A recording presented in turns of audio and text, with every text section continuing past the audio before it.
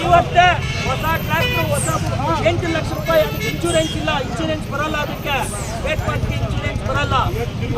ಹೊಸದು ಅರ್ಧ ಗಂಟೆ ಆಗಿದೆ ದೇವನಹಳ್ಳಿಯಿಂದ ತಗೊಂಡ್ ಬರ್ತಾ ಇರೋದು.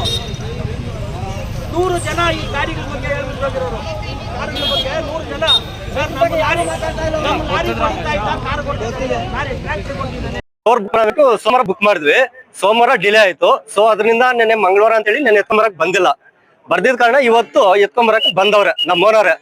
ಅದ್ ನಂಬ್ಕೊಂಡು 10 ಕುಟುಂಬ ಜೀವನ ಮಾಡ್ತೈತಿ. ಇವತ್ತು 10 ಕುಟುಂಬ ದಿಬ್ಬರಲ್ಲಿ ಬಂದು ಇಲ್ಲ ಚಿಕ್ಕಬಳ್ಳಾಪುರದಲ್ಲ ಕೇಳಿ ದಿಬ್ಬರು ಲವಣ ಅಂದ್ರೆ ಅದಕ್ಕೊಂದು ಗೊತ್ತಿದೆ. ಅಂತವ್ರಿಗೆ ಇವತ್ತು ಈ ಪರಿಸ್ಥಿತಿ ಬಂದು ಇವ್ರು ಬಿಟ್ಟು ಹೊರಟೋಗವ್ರೆ ಅಂದ್ರೆ MLA ಆದ್ರೆ ಏನು, ಅದೇ MLA ಬಡವ್ರು ಟಚ್ ಮಾಡಿದ್ರೆ ಸುಮ್ನೆ ಇರ್ತಿದ್ರ? ಅವ್ರು ಸುಮ್ನೆ ಇರ್ತಿದ್ರ? ಅದ್ ನಂಬ್ಕೊಂಡು 10 ಕುಟುಂಬ ಆಯ್ತಾ. ಇವಾಗ MLA ಬಂದು 10 ಕುಟುಂಬ ನೇರ ತಗೊಂತಾರ? ಇಲ್ಲ. ಅವ್ರು ಯಾರೇ ಆಗ್ಲಿ ಇವಾಗ ನಾನು ಕೆಲಸ ಮಾಡವ್ರೆ ಅವ್ರ ಹತ್ರ, ನಮ್ಮ ಓನರ್ ಅವರು. ಇಲ್ಲ ನಮ್ಮ ಓನರ್ಕೇನು ಹೆಚ್ಚು ಕಮ್ಮಿ ಆಗಿಲ್ಲ, ಪ್ರಾಣಕ್ಕೇನು ಅಪ್ಪ ಇಲ್ಲ.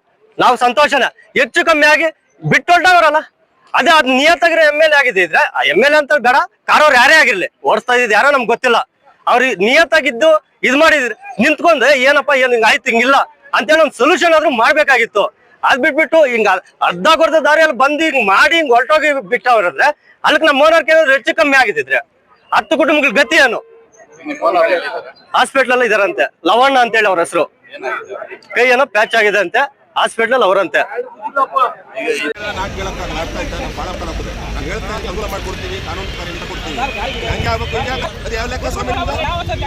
ಕಾನೂನು